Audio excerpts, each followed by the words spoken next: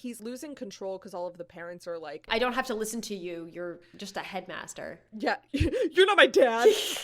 And are you my dad? And so, are you my dad? Are you my dad? 5, 6, 7, 8. There's no business like show business.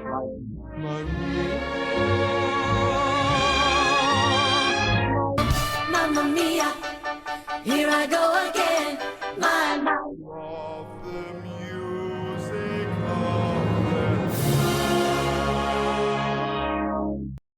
Oh.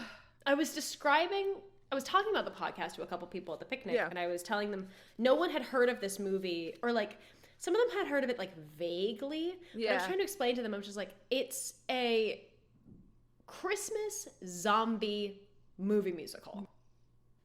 Is it a Christmas film? Yes, it is a Christmas film. Shaun of the Dead meets High School Musical meets Hallmark Christmas movie. I hear you. The hallmark for like the seasonal joy. The seasonal just like over the topness of it. I mean, he uses tinsel as a boa, like really. Man, I really liked parts of this movie. Not enough to sell me on selling other people on it, but parts of this I really, really enjoyed. And then other parts were just fun. I had a great time watching this movie. I got a little slow in the end. Oh, it fully pulled my heartstrings at the end. I was just like, I'm actually kind of sad. I was sad. I can't wait for what readers to think I'm talking about when I talk about zombies. Hi, welcome back to the podcast. Hello. And this is 5, 6, 7, 8, a movie musical podcast where we review and recap movie musicals. And today we started off really weird and really was heartfelt by the end with the 2018 zombie Christmas musical film, Anna and the Apocolypse. Absolutely. I didn't know anything about this. I didn't either. I recognized the poster and I'd heard the title before, but I didn't know the music. I didn't know anything about the production. For some reason, my brain thought it was... Do you remember there was this movie, like disaster movie with Anne Hathaway where she somehow controlled the big bad monster, and it's ended up being like sort of a comedy, like good, like feeling kind of thing? No. I thought that was this movie, and I was just like, oh, I didn't know that was a musical. And then it wasn't that movie at all. No, very, very different. Anne Hathaway is very famously not in this film. Not in this movie. There was one hot second where I thought one of the zombies was played by David Tennant, and I lost my mind, and then I looked into it, and his name is not anywhere attached to this movie, so I don't think it was him. But it looked very much I also like had him. A moment where I was like, and I was like, what a thing. Is that who I think it is? And then like it wasn't. I don't even remember who I thought it was, but I had a moment like that. It wasn't David Tennant, though. It was like one close-up. It was like one close-up on one zombie for like one moment. And I was like, I mean, this was filmed in Scotland. What if they just fucking got David Tennant to be in this movie for like 1 minute? My very first note about this film, because I did not know it was a Christmas film, is Christmas song to start us off? Bold choice. I know. I know. I was like, oh, and we start with the Christmas song. Yeah, and we're in Scotland. Our first scene is our protagonist, Anna, her high school friend, John, and her dad, Tony. Tony is driving the two kids to school. It's the day before winter break. Yeah. The last day of school. There is a Christmas concert tonight. And we hear, again, I love exposition delivered by radio, and it's like, hey, breaking news, a super virus is, that characters automatically ignore. It's the best. Yeah, but essentially there is news on the radio of, and again, like, this is a little triggering post-COVID, of just like, pre-pandemic, a rapidly mutating super virus has been relabeled, like, from like class 1 bad to class 2 super bad. Like, it's not great, Dan. And Anna leans forward, turns off the radio to turn it back to Christmas songs. And then we get more exposition about there's a Christmas pageant tonight. And but she's not going to go because she's working. And then her best friend, John, accidentally rats her out to her dad that she's not planning on going to university next year. She's planning on taking a gap year and going traveling specifically to her dad Australia. Is right out the gate like, that is a stupid idea. Not supportive of this idea at all. Seems convinced that if she goes, she won't go to university at all. Which is, I hear that, however, like, that's not what Anna said. Yeah, so she says she wants to go on a gap year and then come back and go to university or go to university somewhere else. But she just wants to travel a bit, which I get. There must be more to this provincial life. Oh, yeah. Vibes. I mean, she does do a bit of like Disney bullshit where she was like, I'm not a kid anymore. And I'm like, you are still in high school, ma'am. But then her dad says something about, oh, if your mother were here, she would be so disappointed. And that's a big trigger for Anna. So there's hints that her mother is no longer around. Yeah, and it's, whether it's recent or not, it's still clearly a very painful subject. Also, it's like a shitty move, Dad. Yeah. Inside. And then we get our first song. Oh, wait. What? Well, the first song kind of introduces all of these characters. Yes. Really quickly, we go inside the school. We've now arrived at the school. We are introduced to another character, Steph, who's a blonde girl. AKA Draco Malfoy. What do you mean? Because she looks exactly like Lauren Lopez's version of Draco Malfoy from a Harry Potter musical. Okay, for a second I was like, are you saying she was in a Harry Potter musical? No, she's not. No, but she looks exactly like the Lauren Lopez version of Draco Malfoy, and I called her Malfoy the entire time. Great, that's going to be really fun for me. We're in the lobby of the school. Steph is on the phone trying to convince her girlfriend to come over because she's going to be alone tonight because her parents fucked off to Mexico. Right. Steph is also American, and it took me two more scenes for me to be like, wait a second. Yeah, that's not a bad accent. That's just a transfer. So she's a transfer student, and she hasn't really found her place at the school. So she's very isolated. But she is something that she is passionate about. She writes for the school blog, and there's like a housing crisis that is going on in their town, and she wants to report on it. And the school, the head of the school newspaper, Mr. Savage, immediately shoots her down, being like, "This is not like the New York Times. Like we cut your piece because it's not important." He's the vice principal. Yeah. Also, Anna turns to John, who has followed her inside, and she asks if he thinks she's doing the right thing by deferring a year. So clearly, like, even though she seems pretty confident, like, she values his opinion, now she's second-guessing herself.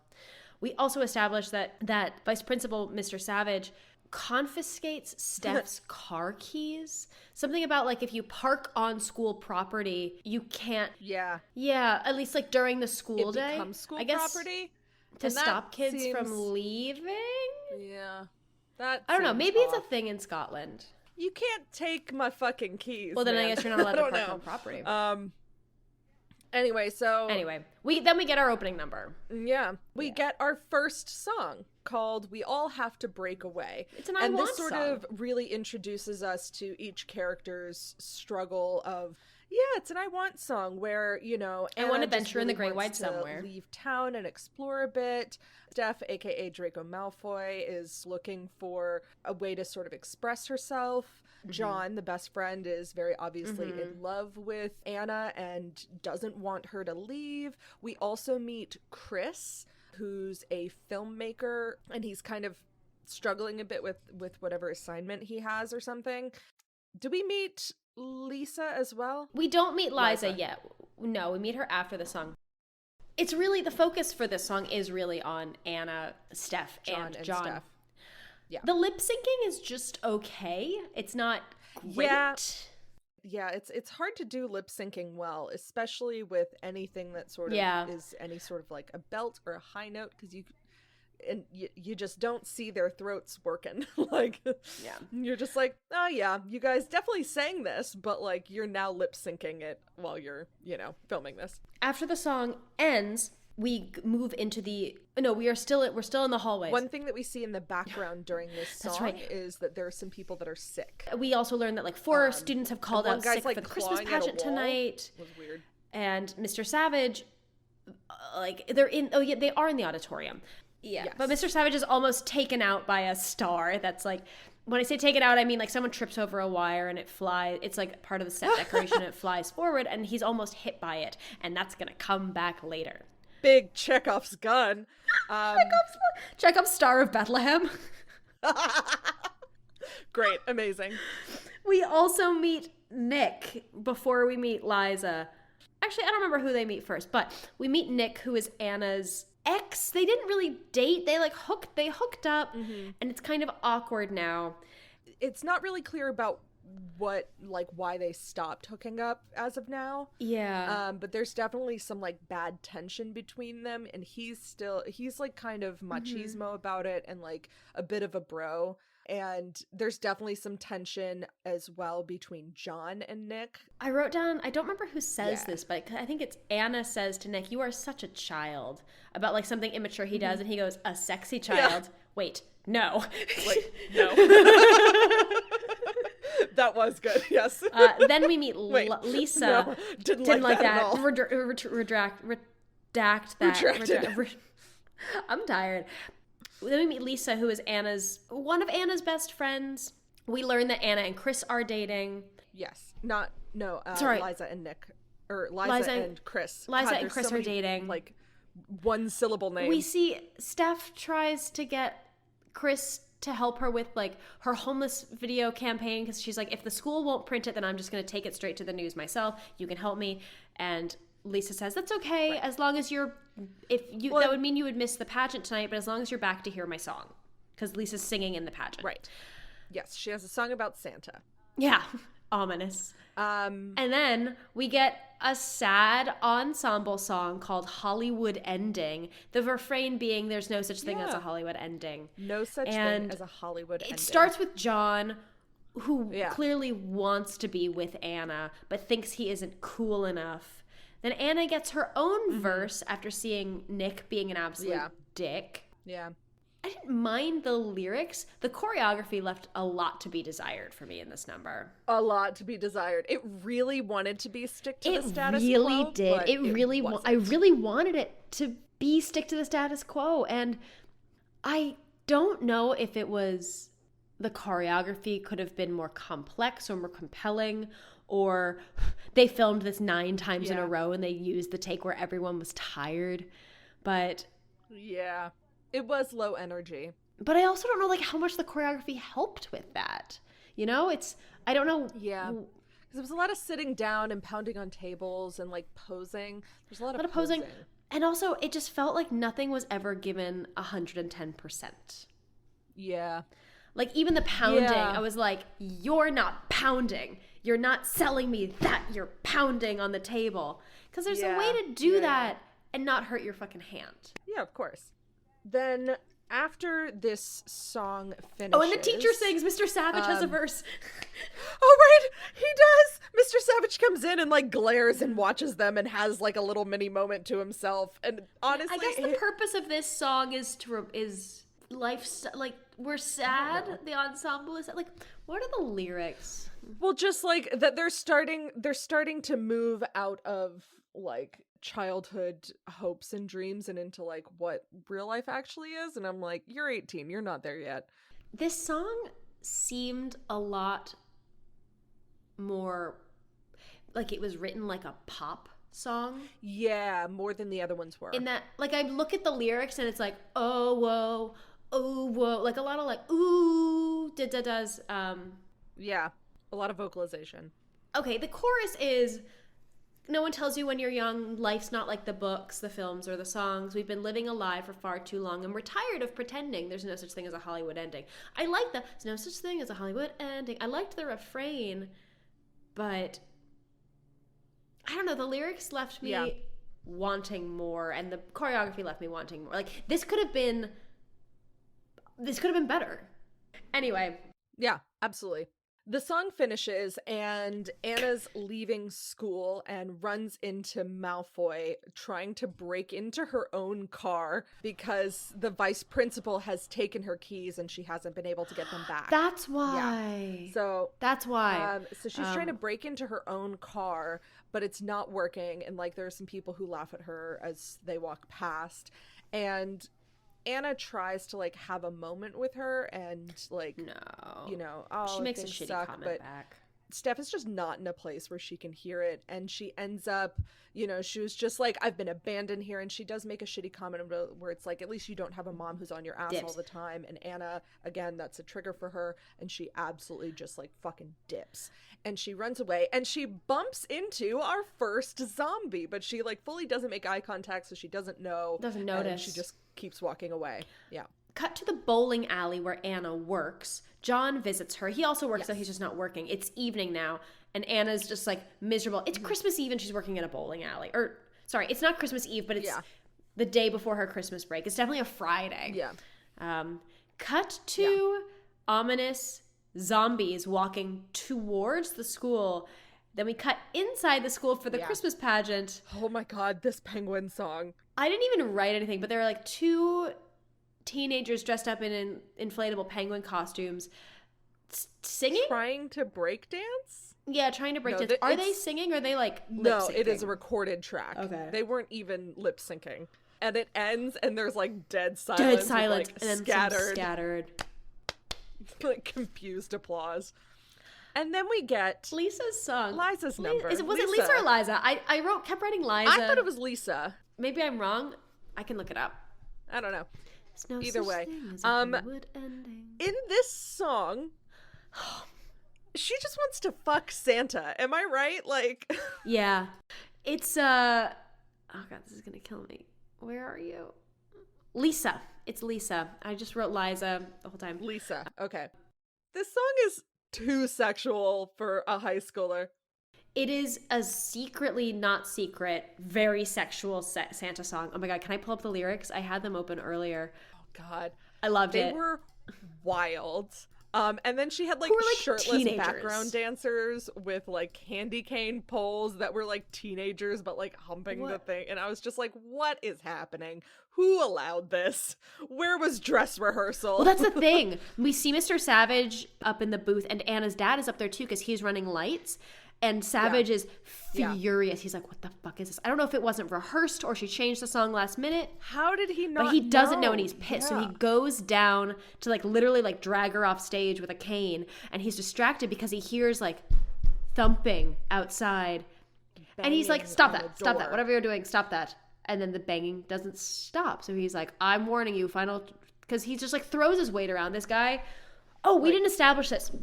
The principal of the school is definitely retiring, like after this Christmas break, or like, so Mr. Savage is like super poised to become the next principal, and it's gone to his head already. So he's like threatening these mysterious banging noises with, I don't even know what he says, but it's like, you'll regret this. Yes. I am the vice principal and you'll regret this, kind of deal. And eventually it stops and he decides to open the doors and there's nothing there, so he closes them. But as he closes them, us as the audience sees that the doors are just like smeared in blood. Okay, hang on. Here's the lyrics of It's That Time of Year. Oh God, the fucking Santa song. There's a lack of presents in my stocking and my chimney needs a good unblocking. There's only one gift I want to unwrap. Okay. I've warmed your milk and made your favorite sack, so come on over and unload your sack. Tie those reindeer up, 'cause you may be a while, and I know what'll make you smile. It's honestly, it's a high school Christmas thing, and I'm just like, Jesus Christ. Anyway, Lisa gets a standing ovation. Back to the bowling alley. While she's there, Lisa gets a standing ovation, but she also sees that Chris's seat is empty, so he did not make it back. But Chris's grandmother, B, did attend. Who's like the sweet little old lady. Yes, and she's very excited for her. So we cut back to the bowling alley, and Anna and John are closing sort of up. They're like closing up and done for the night. Are closing up. All of the drunk guys who were bowling, they Chris leave. accidentally gives the janitor a concussion because he throws a shoe at her accidentally. He's trying to get it in the bin. They then go outside to the playground and like make snow angels. They being Anna and John, and it's so clearly fake snow. They make snow angels, and we get a little more of like Anna's backstory. She makes snow angels with her mom. There's always a dead mom in contemporary musicals. Yeah, what's that? I mean, there's that book. Patriarchy. Patriarchy. I was thinking about it. I was just like, there's no dead mom in The King and I. Well, there's a dead husband. What about? Okay, is there a dead? There's a dead husband. What's up with dead parents in musicals? Because I was thinking of this makes me think of I was thinking it was like next to. There's always just like a dead family member. There's next to normal. There's dead mom in Beetlejuice. There's just all these contemporary musicals. Yeah. Anyway, they have a nice moment, Anna and John, and Anna is second guessing her choice to leave after her dad kind of gave her such pushback, and John's like, no, I think you should do this. You're gonna be amazing. Yeah. Fucking go. Yeah. Yeah.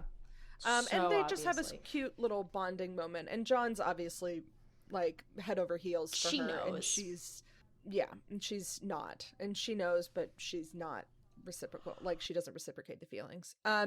Anyway, so the next morning, Anna and John are getting ready for school in their respective houses, and we get the song. And they both overslept. Yeah, they both overslept. But we get the song Turning My Life Around, and this is like one of my favorite bits that happens in zombie movies, which is when the main character, there's like all because they're distracted by listening to music, and they do not notice. It's same thing happens in Shaun of the Dead, and it's delightful every time. It doesn't even have to be zombies, but it's just like the chaos going around them, whether they're aware of it or not. Like, I just saw the opening clip. I watched like a mini video of like movies that had like perfectly executed song choices for action sequences, and Baby Driver, he's listening to the music but he's aware of the chaos. Yeah. And then there are some movies where the character is not aware of the chaos, whether there's zombies involved or not, or just like action sequences like Well, I think one of my favorites is the opening to Guardians 2 with Baby Groot dancing, and there's just this entire huge battle happening in the background, but that's not what we're watching. We're watching Baby Groot dance. There's like buildings are on fire, and like, you know, people are being eaten in the background. Like, there's brutal. zombies. Yeah. Anna and John are just like doot singing this song to themselves as they head to school. But it's like they are listening to it in their stereos because they have headphones in. And they ultimately meet in the middle. I'm guessing they'll have a similar commute to school in a graveyard. Classic. I recognized this scene from any kind of promotional materials I had seen for this film. I wanted more from these lyrics. Yeah, I felt like the song was a little bit too long. I felt like it could have been like 30 seconds shorter. Yeah, I agree. Because not enough was changing through the lyrics, I think, to make the time exactly it. The lyrics were not changing. I'm looking at it. The chorus is, hey, it's a brand new day, and I'm miles away, I am miles away. Hey, I am miles away, I am miles away. It's a beautiful day. Like, that's going to get old real fast. Oh, what a beautiful morning. Do it in a minor key. Oh, what a beautiful morning. Oh, what a beautiful day. But as they meet in the middle, they are interrupted by a zombie dressed as a snowman. Yeah, because again, it's Christmas time. And at first, they think it's just a dude who needs help. And Anna's like, I'm an EMS, I have CPR training. And then the guy, I'm a first aid person. The zombie snowman lifts up and they see his like bloody face and his like weird like, white blue eyes. And they freak out. Yeah. And they end up running to a playground. And they like play a bit of keep away. And then ultimately Anna decapitates the zombie with a seesaw. Amazing. Which is awesome. No notes. It was great. They then check their phones. Yeah.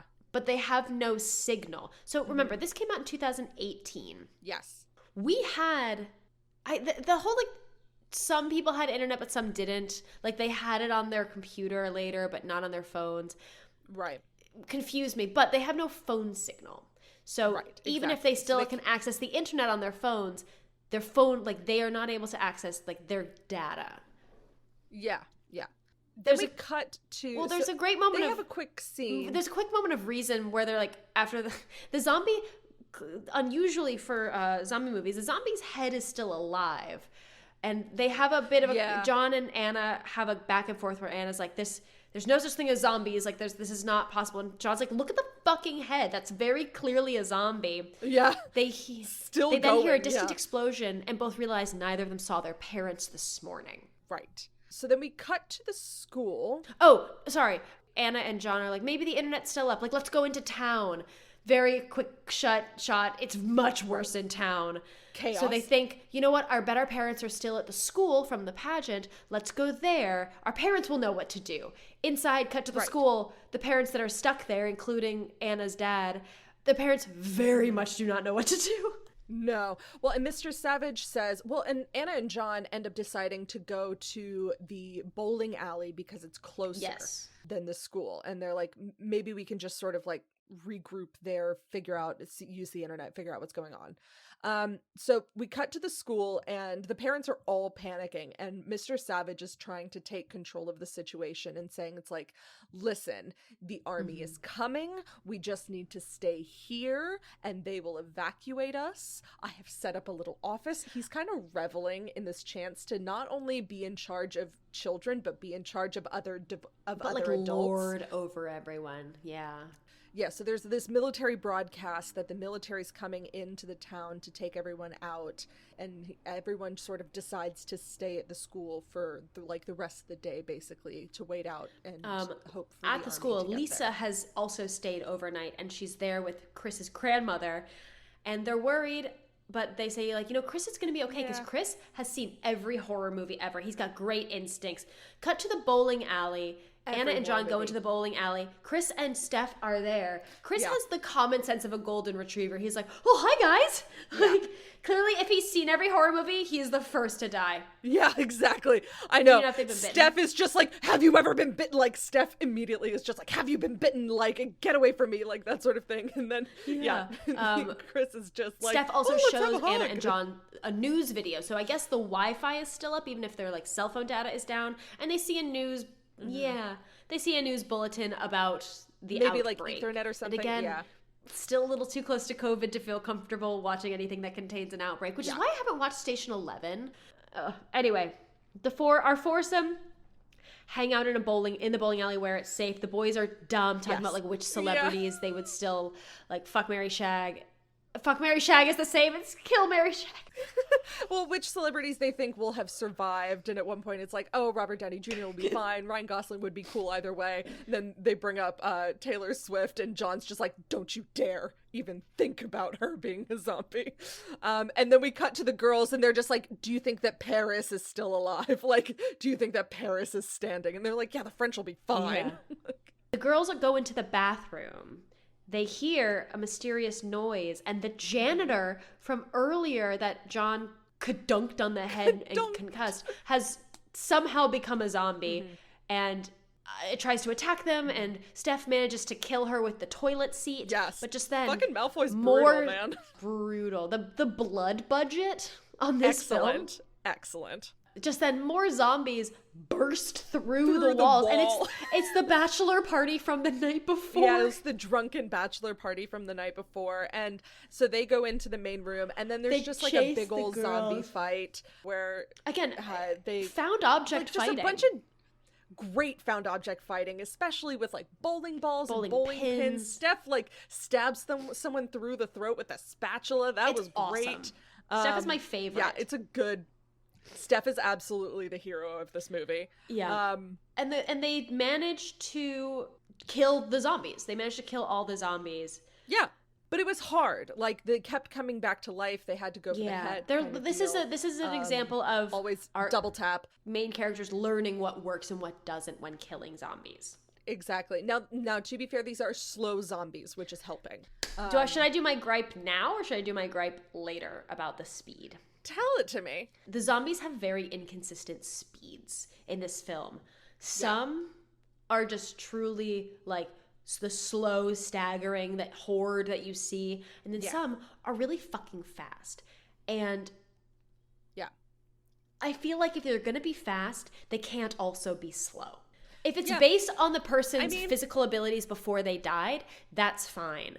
But It was the slow, or like if the body is damaged. It was like, the if they have a broken leg or something. It was a trance-like staggering around that made me frustrated. I was like, if you're fast enough to run that fast, you shouldn't be staggering around. You should be doing something else. Yeah. It's like, are these like Evil Dead zombies or are these like World War Z zombies? Like, anyway, that was my gripe, and it's gonna keep coming back. And it keeps happening. So they kill all of the zombies, and they decide to stay at the bowling alley overnight and then head to the school in the morning. And they're eating, and we hear it looks like the whole city's being explosion, and suddenly the power goes out. And that means it's time for a sad song. Yeah, a sad song called "I Need a Human Voice." And it is like a sad I Want song, and it's set to the lights of the bombs coming down, which is cool.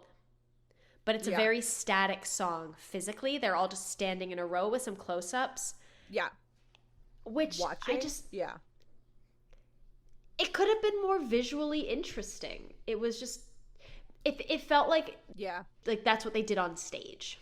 Yeah, it felt like Seasons of Love, like just the 6 people standing in a row singing kind of vibe. Which works on stage. It's a little bit harder in a movie. Yeah, especially with a movie that's so like with other moments that are so visually like large. Like if you're gonna huge zombie fight. If you're gonna have a moment of stillness, it has to be earned, and it didn't feel earned. Yeah. But the gist of the song is they all are seeking connection, especially in this like really uncertain world. They need someone to lean on. Yeah. Cut to the next morning. They all slept in the ball pit. And they're like, okay, we got to make it to the school. Okay, the army's coming. And they look outside and they see zombie army people. So obviously the army has been zombified. No one's coming. So they try and make a plan. And they have to regroup and like figure out their plan, and they disagree on the plan. Steph wants to leave everyone behind. She has a car and like hit the road, whereas Anna and Chris both want to go to the school. Anna wants to get her dad. Chris wants to get his grandma and find Lisa and John, what does John want to do? John wants to find his mom. Yeah, his mom's at the school?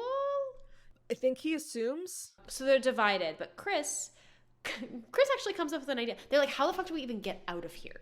Because the zombies are smart enough that if they see you, they'll recognize you as food. Or hear you.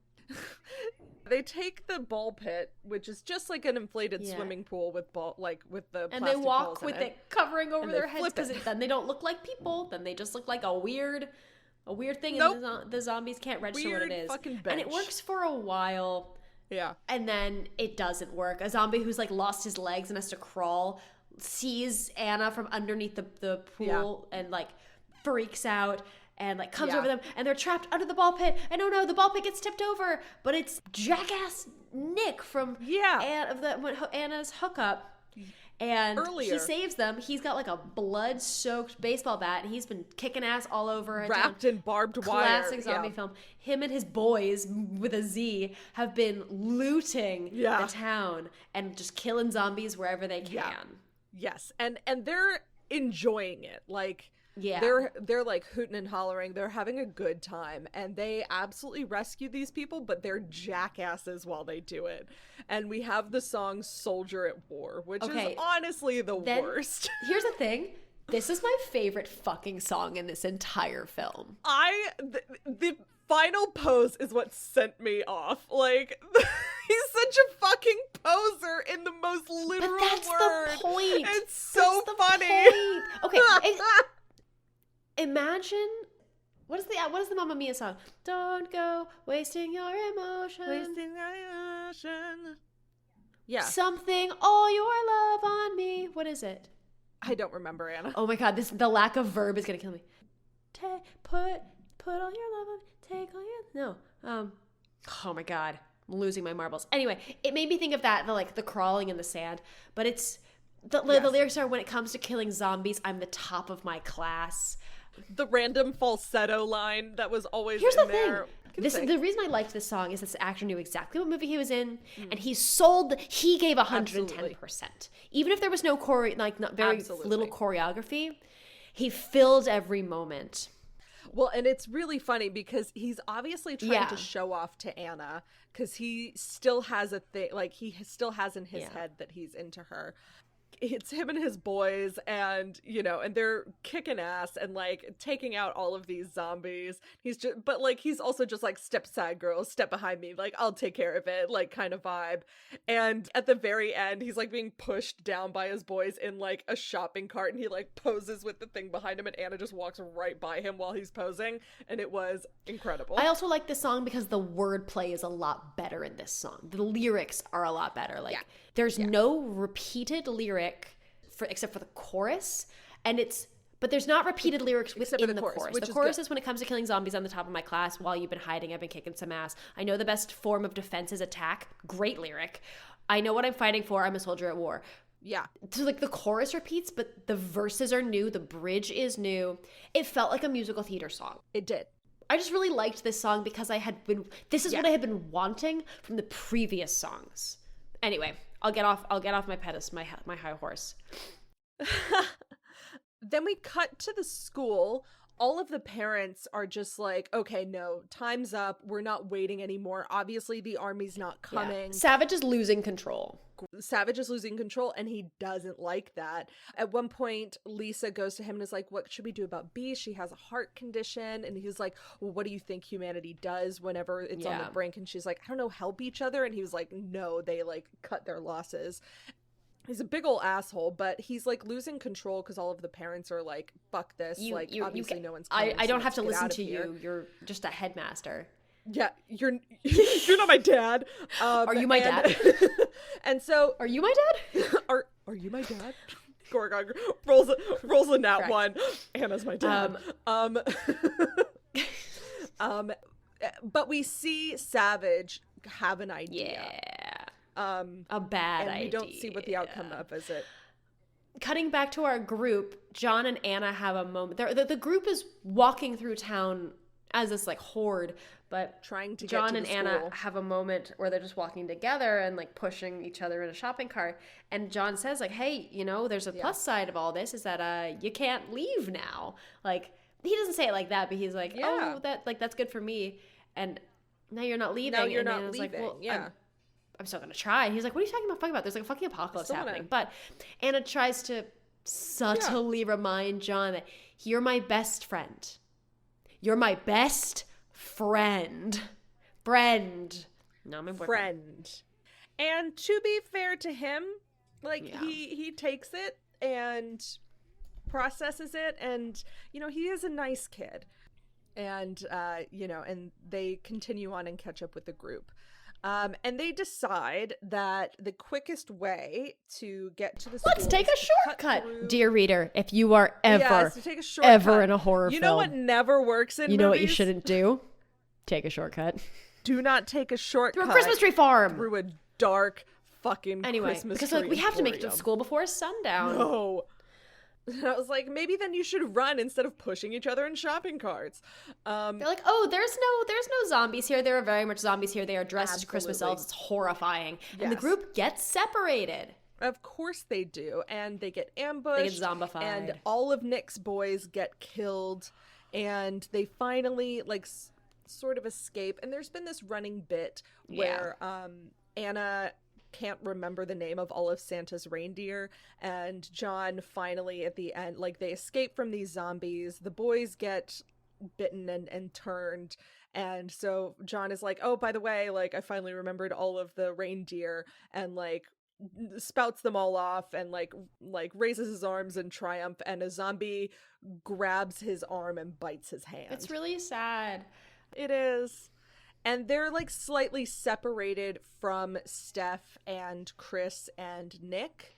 And so they're kind of like cut off from the group. And in that moment, John decides, okay, let me get Anna back to the group. And he grabs her and sort of like uses his body to protect her and like pushes through the zombies and throws her towards them. This but is he's caught by the zombies. Well, and I mean, he's not fully eaten because we do see him later, but he's chewed on. Also, first of all, this was so unexpected for me. I did not see this coming. Yeah. I thought Nick was going to die. I did not think John was going to die. Also, intercut with this, you're right. The group kind of gets separated. Chris, Steph, and Nick are together running away from Nick's boys who have been zombified. Chris drops his phone and like almost gets caught by a zombie because he goes back for it. And Steph kind of like admonishes him for it, being like, what the fuck? What? It's just like plastic. It's like metal and glass. Like, why are you so obsessed with saving it? And he says like, well, all of my photos are there. Photos of videos of people that are probably dead. So there's that, and that's gonna all of my memories. And we've established that like Chris is a and so that kind filmmaker. of takes he has been Steph on his phone like taking videos this whole time. So John sacrifices himself, and we have just a bit of a slow-mo montage of Anna angrily like fucking destroying like zombies. Now just like tears streaming down, full of grief and rage, just like no longer holding anything back. Right. And Nick is kind of shocked, honestly, to see this from her. Yeah. The group then gets to the school. They get into the school and they find Savage eating his Christmas dinner by himself at the front desk. Alone in the dark. Alone. And he's like, I presume you're here to see your parents. And they're like, yeah, you weirdo. He's like, I will take you to them. And he leads the group to the main room where all the parents had been, like and the parents are zombified. And the kids are now locked in with the parents. I know, and then we get our villain song, Nothing's Gonna Stop Me Now. Amazing. Let me pull up the lyrics just to...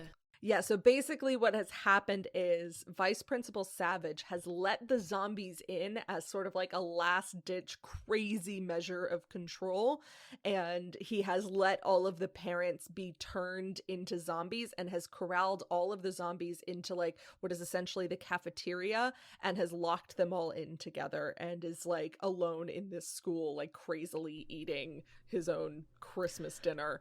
Some of the lyrics are... to the kids, like, you're a wasted generation. All my life I was told I would never succeed, but nothing's going to stop me now. It took me a long time to blossom, I know, but I'm all fired up and ready to go. It's his villain song. What's like a good example of a villain song? I was thinking of like Hellfire. I was thinking of Hellfire, but Hellfire is where Frollo's like really conflicted, and I want an look at me. Yeah. What's the song from Princess and the Frog? Ooh, that's a good one. Yep. I was also thinking of like not quite Poor Unfortunate Soul, like Mother Knows Best, kind of like fully in control. Oh god, the classic Be Prepared. Oh yeah, this has big Be Prepared vibes. Yeah, absolutely. So they finally, what Anna's fighting with now is like a big lawn ornament. That's a candy cane. Like Christmas candy cane. But so it has a big hook on one end, and because it's meant to be like stabbed into the ground, it has a big sharp point on the other end. So it's like this decked out candy cane. And so she finally, with that, breaks open the lock of this like roll down cage that like blocks the kitchen. Their exit, basically, and they escape. Kitchen, and they are able to escape and like pull it and down. And they make a plan. They're all like, fuck this. Yes. Steph says, I'm going to go get my car keys from Savage's office. I'm going to get my car and pull around front. You, Anna, go find your dad. Yes. And Nick, go find Lisa. And Chris is like, I'm going to try and find Lisa and B. And so Anna and Nick split off, and then again, dear reader, if you are in a horror film, don't split up. Don't split up. Yeah. And then Steph and Chris split up to like search the other half of the school, and basically they're like, okay, I'm gonna grab my car keys, we will meet out front and leave. So then we get a bit of backstory about Nick and Anna's relationship, where he tells her, it's like, listen, I didn't tell people that we hooked up. She's like, I'm not mad about people knowing that we had sex. I'm mad that I talked to you about things that were personal and important to me, and you blew me off like they didn't fucking matter. And he doesn't really have anything to say to that. And she ends up saying to him, name one, you're always about yourself. Name one time you've done anything that was for someone else. And he says, I killed my dad.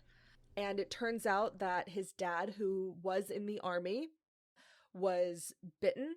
And he turned to Nick and gave him the baseball bat with the wrapped around barbed wire that he's been using and said, "Make me proud for once." And so Nick killed his dad. Fucking rough. So And I will say, he it breaks seems like down a a very little bit. fast transformation. Yeah. Like, I think minutes. Yeah, and I mean, all of this happens kind of within like a quick 36-hour, 48-hour max period.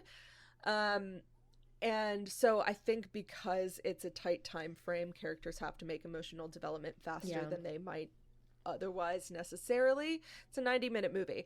So I didn't mind this transition because they were alone. It was established that they had already been emotionally vulnerable to each other. Oh, no, sorry. I meant the zombification transformation. Okay. I thought you meant like I meant Nick's like when you were a emotional bitch journey. to when you were a I was zombie. like, No. I was like, I don't know, I kind of buy it. Imagine I was like, you're doing this too fast for me.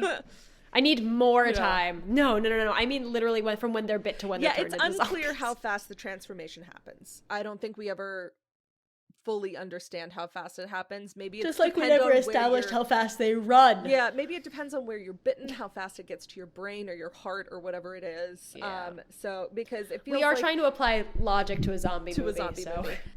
So he has this emotional moment and then like shakes it off, and they get separated by zombies, and he sort of distracts them so that Anna can run and find her dad. So he And sort of sings a takes little one for the reprise of Soldier of War. team. Soldier of War, that's what it is. Simultaneous, Chris and Steph are in the halls. Chris is looking for Bea and Lisa. Steph is looking for Savage's office so she can get her keys.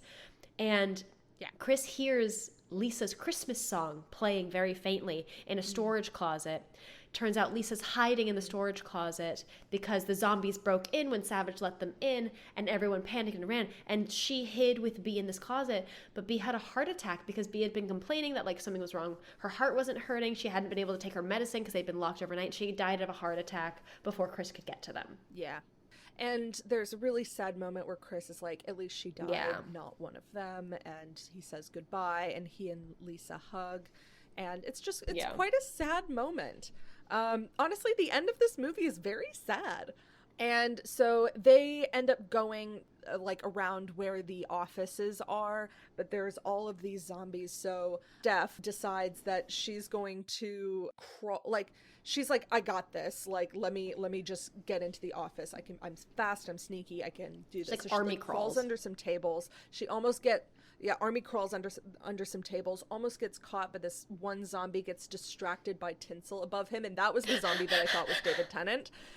Just because there's one quick close up of him, and then it moves on, and I was like, what if they just got David Tennant in zombie makeup for 1 minute, and then that was it? 100%. It feels like something he would do. Anyway, it kind of hints that zombies are distracted by like a play of lights, because what he's distracted by is this like glittery tinsel above him. So she finishes and crawls into the office. And so she's in there, she's looking through keys, she's looking through the confiscated box, and she accidentally touches and pulls out a vibrator that turns on, and she goes, ah! And then drops it. And that noise, like the vibration on the floor, her like sort of like disgusted yell, notifies all of the zombies, and they all turn towards the office. They're like, something is inside the office. And Lisa and Chris are watching this kind of quietly from the hallway, and are like, oh fuck, they've grabbed tinsel, and they are trying to like shake it to distract the zombies, but also not make themselves seen. I guess they're just not really thinking it through. I mean, they're 17-year-old kids. They are. Steph manages to escape. And she has found her keys. Because she's found her keys. She like braces herself to leave the office. And she walks out of the office, and she sees that Lisa and Chris have plugged Chris's phone into the television and are playing videos, and the zombies are just mesmerized by like the moving lights. So Steph is sort of like sneaking along the edge of this, and the other two are like hiding behind the TV, and she's like, crawl away.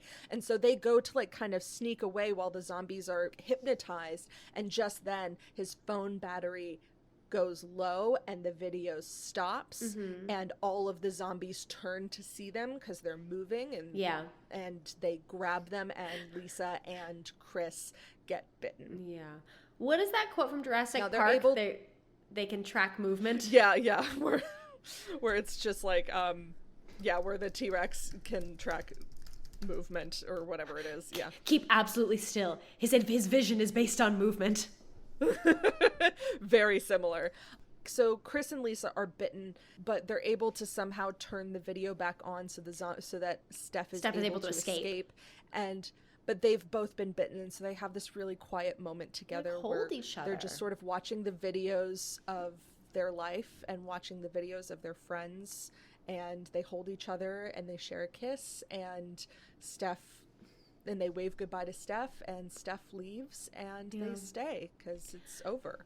Again, it's like these really fucking poignant moments in this dumb fucking zombie Christmas musical.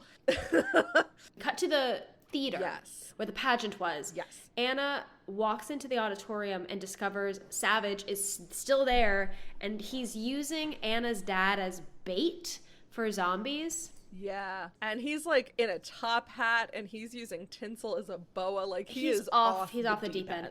This is a moment where like we get an awesome action sequence of Anna just being the shit out of zombies to get to Savage. She finally ties her hair back, and I'm just like, oh, finally. And Savage almost escapes. He doesn't help her. He like turns off the lights to stop her from being able to see the zombies. He almost gets away with it, and then that fucking Star of Bethlehem slams body checks. Yeah, so what happens is that Anna, like, is fighting all of these things. She's trying to get to the stage, to get to her dad. She, like, does some wild shit and eventually gets onto the stage. She releases her dad from his bindings of tinsel.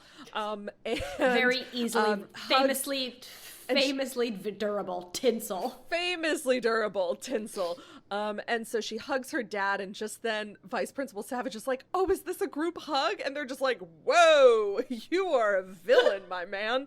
And so they go to leave, but then Savage attacks, and so there's this fight between the dad and Savage. Savage like begs for his life in a big Lion King moment of Scar begging Simba, and Simba backs off, and then he attacks. Then that's when Anna releases Chekhov's Star of Bethlehem, and it bonks him into the crowd of zombies, just yeets him in. And he gets eaten. And zombies yeets him into the crowd of zombies. Throwing a fish food into like a fish tank. All the zombies are like...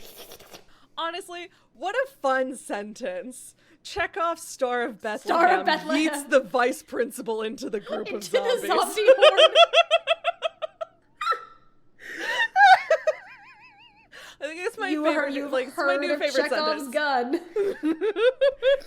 It's my favorite. You'll surely like Chekhov's Star of Bethlehem. I'm fucking wheezing. Oh my god.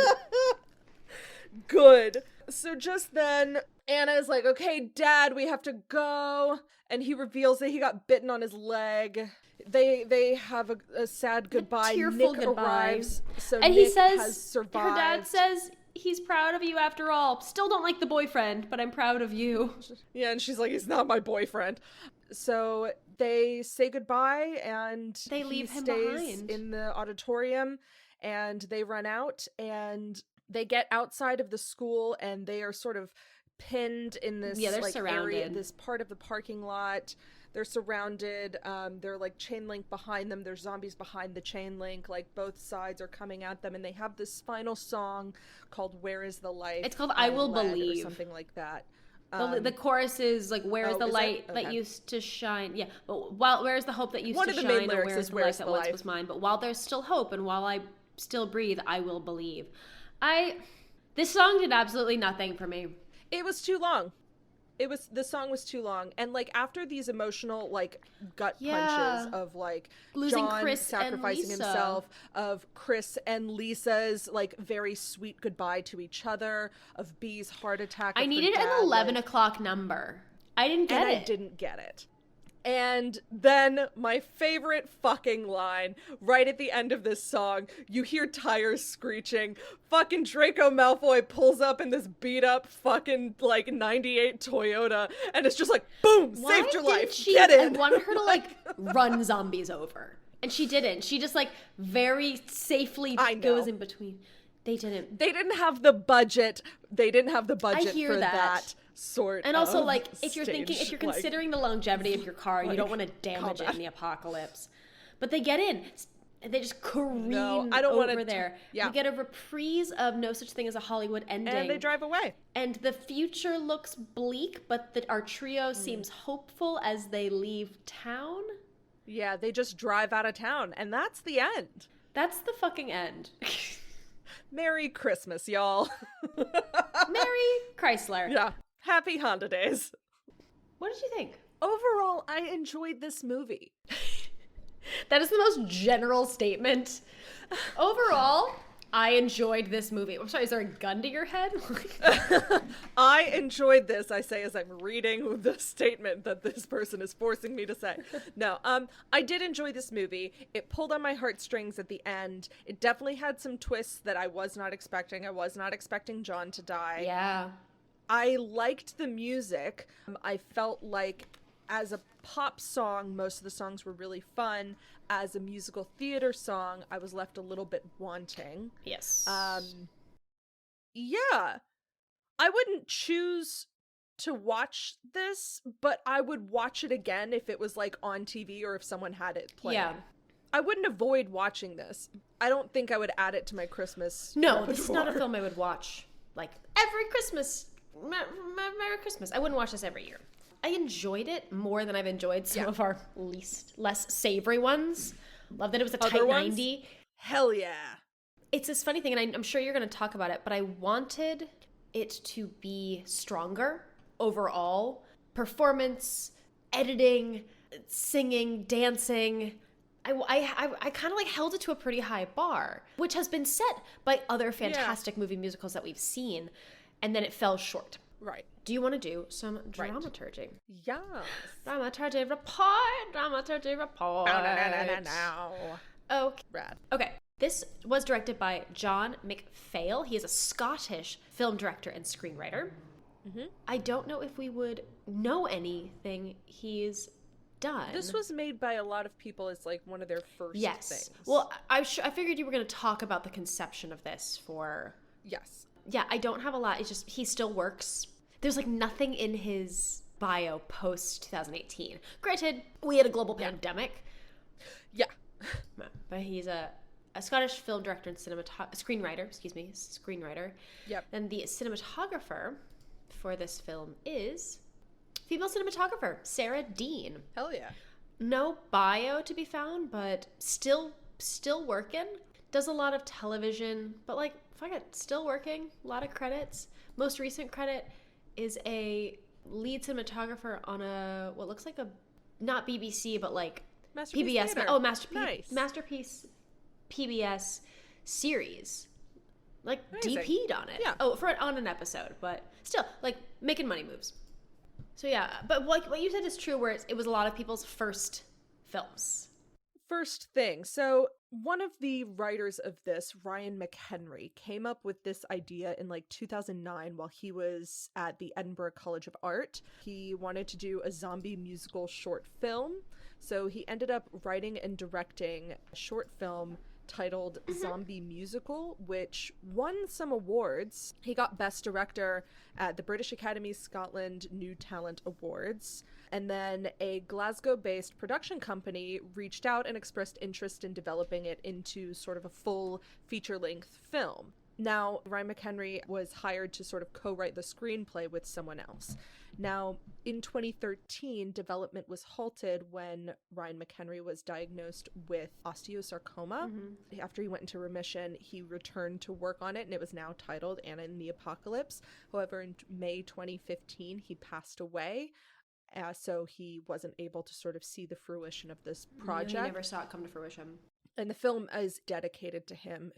The gentleman who took over as director, John McPhail, he said about sort of joining this process after like the people who had been working on this had lost someone that was very close to them. Mm-hmm. He said they'd all been doing this together, and all of a sudden here I come in. I was nervous about it, but they welcomed me with open arms. They really, really did, and that made everything very easy. So the music and lyrics were Tommy Riley and Roddy Hart. They each in and of themselves work on their own things, but together as a combo, they've done a couple of things. So they did Anna and the Apocalypse. and they scored and arranged music for the adaptation of the Alan Warner novel The Sopranos, entitled Our Ladies, which was released in 2020. They've been writing songs for the first 3 seasons of the revival of Animaniacs, and in 2021 they won a Daytime Emmy for Best Original Song for Animation. Fuck yeah. And most recently, the two of them composed the music and lyrics for Orphans, a new musical adaptation of the cult film by Peter Mullen for the National Theatre of Scotland. So they're still working together as a duo, which is awesome. So Ryan McHenry, I mean, he died quite young. I think he was only like 27 or 28. And so really the only thing that he got to do was zombie musical, which ended up turning into Anna and the Apocalypse.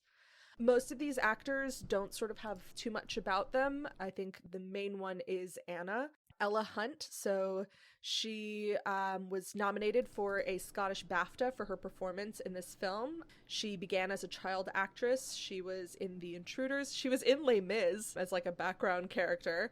And she made her television debut alongside Daisy Edgar Jones as her twin Olivia in the series Cold Feet.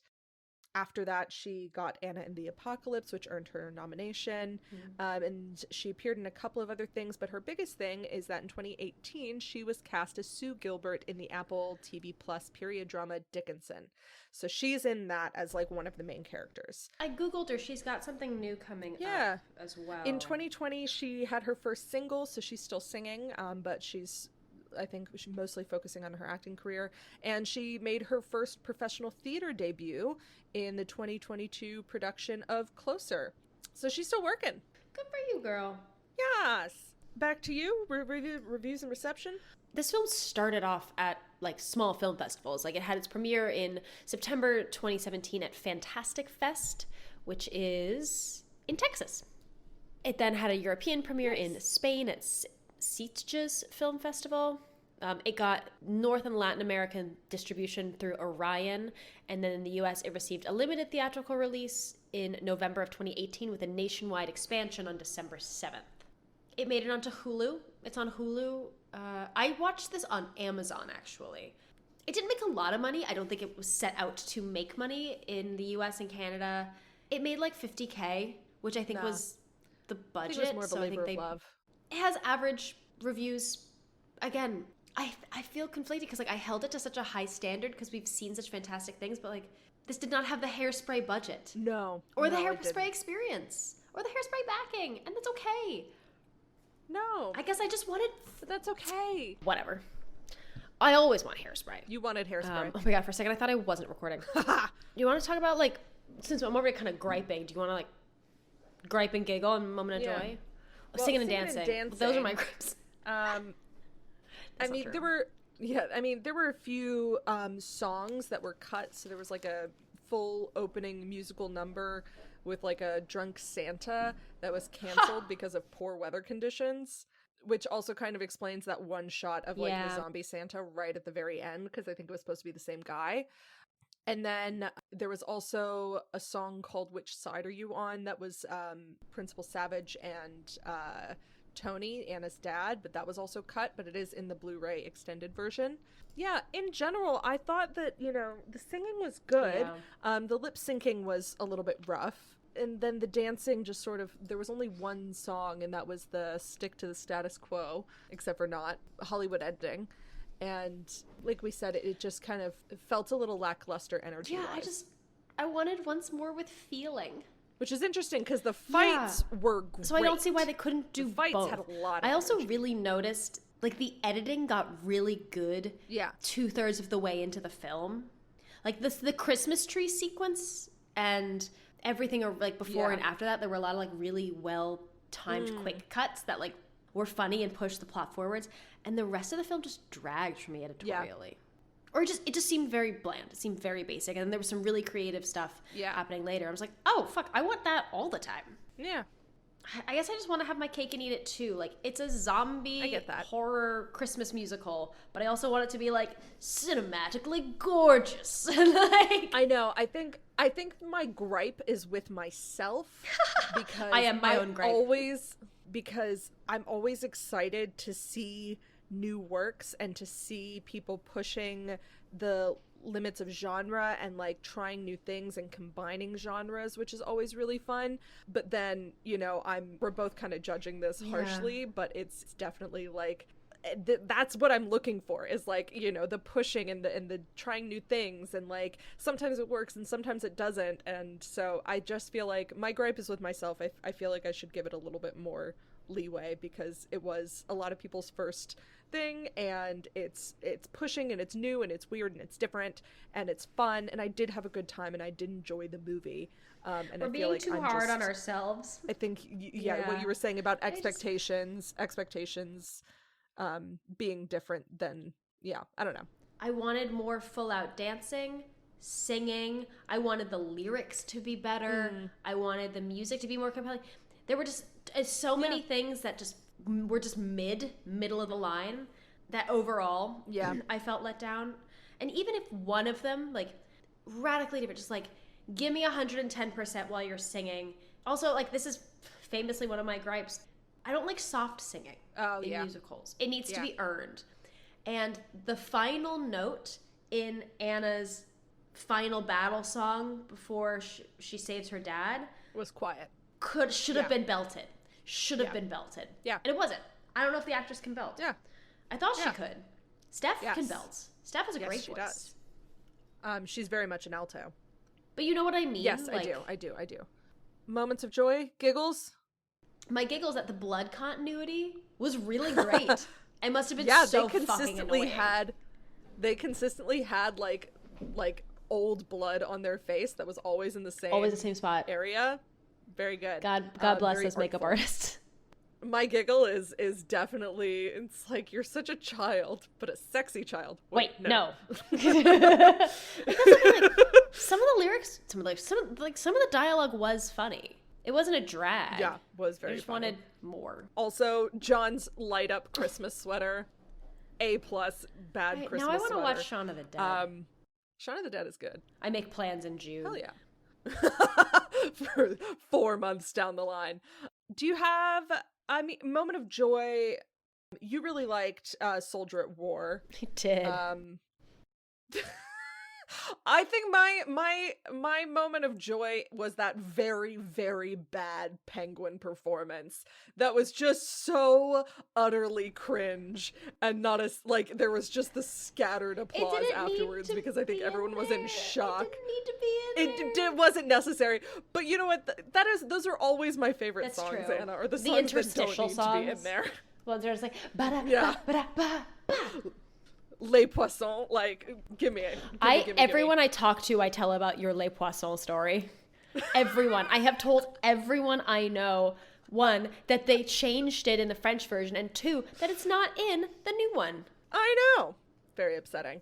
Do you have any fun facts? I do. I only have one. Which one? The evac selfie. Okay, go. Go for it. So at one point, whenever they're in the bowling alley, Chris tells Steph, it's like, oh, look up #evac selfie. And they pull it up, and there's just like a bunch of selfies of like people with zombies behind like a barbed wire fence or something. And I think Steph says, we deserve to all die. But all of those pictures are like a mashup of people who worked on the Evil Dead franchise who would take selfies of themselves and like the background actors that were in like full zombie. So it's like a big love letter to the Evil Dead franchise, which I thought was cool. So this is a spoiler, but the actor that plays Mr. Savage, the newspaper editor, and then later the vice principal, is killed by zombies.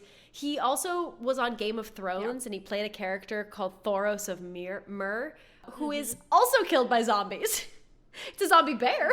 Also killed by zombies. It's important to have a team. I was right. I did see another fun fact that was like, that was all fake snow when they made the snow angels. I was like, I could have told you that. I did tell you that. Very obviously fake snow. Do you have any homework?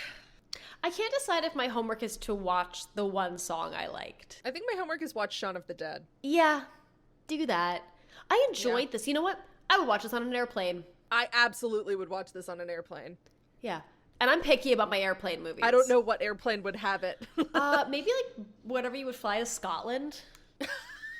Maybe. You wouldn't see it in the US, I don't think. Nah. Is that all she wrote? That's all she wrote, I think. You're burping, I'm yawning. We're in great shape. I'm Amazing. so tired. Honestly, it's going great. We should wrap up. Wrap this sucker up. Well, this is a weird episode. Yeah. But I liked it. I had a good time. Yeah. There were no castles, so there was no Shrek in this movie. Not a single castle, so Shrek does not exist in this universe. Damn it. Tune in next time to find out if our next musical has Shrek in it. Takes place in the Shrek universe. All right. That's the note I want to end on. The SCU, the Shrek Cinematic Universe. No. Good. And guys, I did find my new favorite sentence, so that's always a bonus. What was it? I've forgotten it already. Chekhov's star of Bethlehem yeets the vice principal into a horde of zombies. You know, we had some good moments. We had the star. We had the Chekhov's gun and Chekhov's Star of Bethlehem. Oh, good. All right, y'all. Should we wrap this up and then we can do this? If you're still here, thanks for tuning in. I've been Anna. I'm still Grace. Take care of yourselves and others. Goodbye. Goodbye. 5, 6, 7, 8. There's no business like show business, like no business I know.